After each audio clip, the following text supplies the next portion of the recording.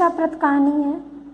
इस कहानी से हमें शिक्षा मिलती है। बात बाल मन की मासूम नादानी और जिज्ञासा बड़ी स्वाभाविक होती है। इसी के कारण कभी कभी ये बड़ों से छिपकर कुछ भला काम करना चाहते हैं, मगर पूरी जानकारी के अभाव में ऐसी गलती कर बैठते हैं जो उन्हें भी बहुत कष्ट पहुंचाती है।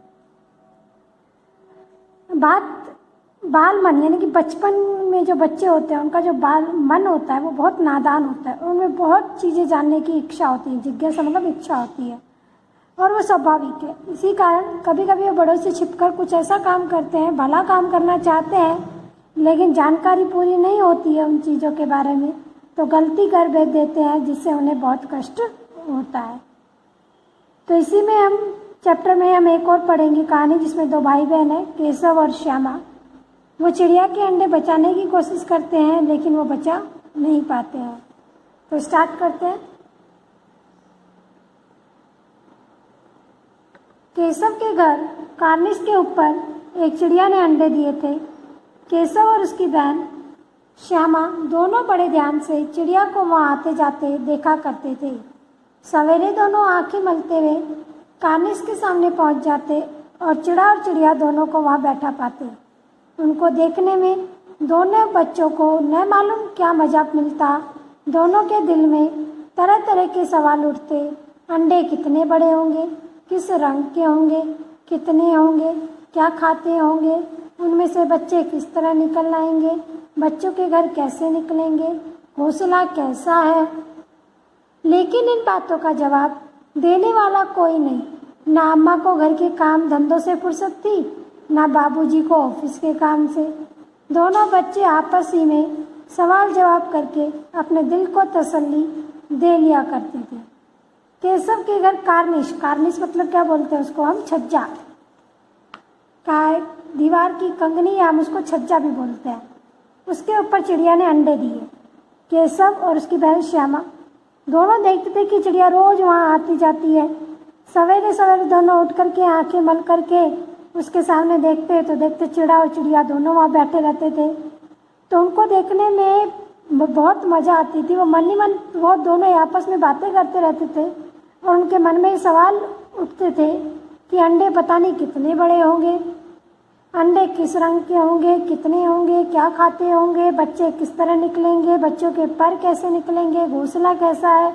लेकिन इन बातों का जब उन्हें कोई जवाब नहीं मिलता था। क्यों? क्योंकि ना तो अम्मी यानी कि माँ के पास काम धंधों से फुर्सत थी और ना पापा को ऑफिस के काम से। इसलिए दोनों आपस में सवाल और आपस में जवाब करके खुश हो लेते थे, खुद को शांत कर लेते थे। श्यामा कहती, क्यों भैया, बच्चे निकलकर फुर से उड़ जाएंगे? केशव विद्वानों जैसे गौर से कहता, नहीं री पगली, पहले पर निकलेंगे, बगैर परों के बच्चे कैसे उड़ेंगे।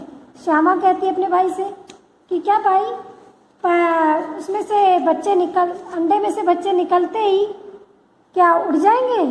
तो केशव पंडितों की तरह कहता, ज्ञानी आदमी की तरह बड़े घमंड से कहता, ना रे पगली, पहले निकलेंगे, पहले उनके पर निकलेंगे यानी कि पंख निकलेंगे, और बिना पंखों के वो कैसे उड़ेंगे। इस तरह 3-4 दिन गुजर गए। दोनों बच्चों की जिज्ञासा दिन प्रतिदिन बढ़ती जा रही थी। अंडों को देखने के लिए वे अधीर हो उठते थे। उन्होंने अनुमान लगाया कि अब जरूर बच्चे निकल आए होंगे। बच्चों के दाने का सवाल अब उनके सामने आ खड़ा हुआ। इस तरह 3-4 दिन हो गए। दोनों बच्चों की जिज्ञासा यानी कि उनके जानने की इच्छा, उनके जानने की जो उत्सुकता थी वो उनको दिन प्रतिदिन बढ़ जाती जा रही थी कि अंडों से बच्चे निकले या नहीं। वो अंडों को देखने के लिए बहुत ज़्यादा बेचैन हो गई। उन्होंने अंदाज़ा लगाया कि अब जरूर बच्चे निकल आए होंगे। दोनों बाप बच्चों के दाने का सवाल उनके सामने खड़ा कि बच्चे खाते कैसे होंगे, उनको दाना कैसे मिलेगा। चिड़िया बेचारी इतना दाना कहाँ से लाएगी कि सारे बच्चों का पेट भरे। गरीब बच्चे भूख के मारे चू चू करके मर जाएंगे। वो ये सोच रहे थे कि चिड़िया बेचारी तो इतना सारा दाना कहाँ से लाएगी कि इतने बच्चों को पेट भरेगी। गरीब बच्चे भूख के मारे चू चू करेंगे और मर जाएंगे। इस मुसीबत का अंदाज़ा करके दोनों घबरा उठे। दोनों ने फैसला किया कि कार्निस पर थोड़ा सा दाना रख दिया जाए। श्यामा खुश होकर बोली, तब तो चिड़ियों को दाने के लिए कहीं उड़कर न जाना पड़ेगा। इस मुसीबत का अंदाजा करके दोनों घबरा उठे कि चिड़िया इतने सारे दाने लाएगी कैसे। तो दोनों ने क्या फैसला किया कि वो छज्जे के ऊपर थोड़ा सा दाना रख देंगे ताकि चिड़िया को दाने के लिए कहीं उड़कर जाना ना पड़े। केशव, नहीं तब क्यों जाएगी, अगर हम दाना रख देंगे तो फिर क्यों जाएगी। श्यामा, क्यों भैया, बच्चों को धूप ना लगती होगी। उसने श्यामा ने बोला, क्या भैया यहाँ पे कार्निश पे तो बच्चों को धूप भी लगती होगी। केशव का ध्यान इस तकलीफ की तरफ ना गया था। बोला, जरूर तकलीफ हो रही होगी, बेचारे प्यास के मारे तड़पते होंगे, ऊपर छाया भी तो कोई नहीं। केशव को भी इसको पता चला गया, ये भी मुसीबत है, उनको भी दुख होता होगा, तकलीफ होती होगी, बेचारे प्यास के मारे गर्मी में तड़पते होंगे और ऊपर से छाया भी नहीं है। आखिर यही फैसला हुआ कि घोंसले के ऊपर कपड़े की छत बना देनी चाहिए। अब उन्होंने क्या फैसला किया कि जो घोंसला बना हुआ है उसके ऊपर कपड़े की छत बना देंगे। पानी की प्याली और थोड़े से चावल रख देने का प्रस्ताव भी स्वीकृत हो गया कि पानी की प्याली रख देंगे, थोड़े से चावल रख देंगे, और ये प्रस्ताव यानी कि ये जो योजना थी ये भी स्वीकार हो गई कि हम लोग ये करेंगे। दोनों बच्चे बड़े चाव से काम करने लगे। श्यामा की माँ की आंख बचाकर मटके से चावल निकाल लाई।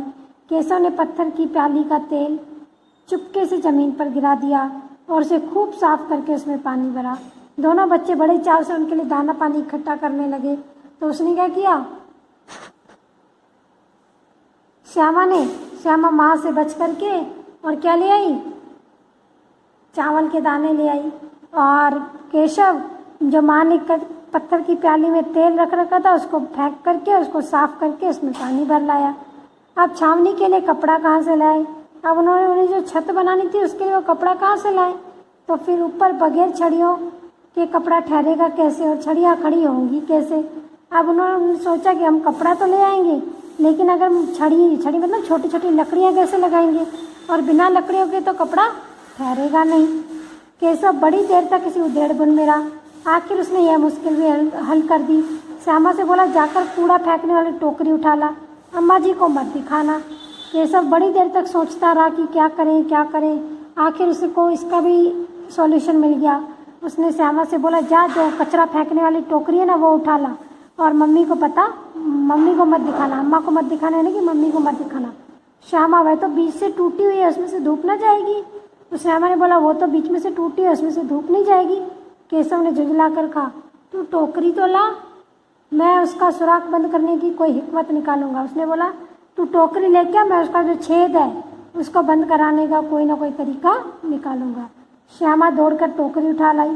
केशव ने उसके सुराख में थोड़ा सा कागज ठूस दिया और अब टोकरी को एक टहनी से टिका कर बोला, देख कैसे घोंसले पर उसकी आड़ कर दूंगा, तब कैसे धूप जाएगी।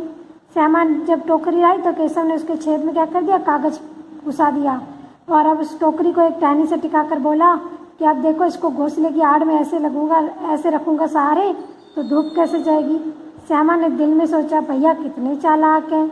अब आगे नेक्स्ट वीडियो में देखेंगे कि दोनों अब क्या करते हैं।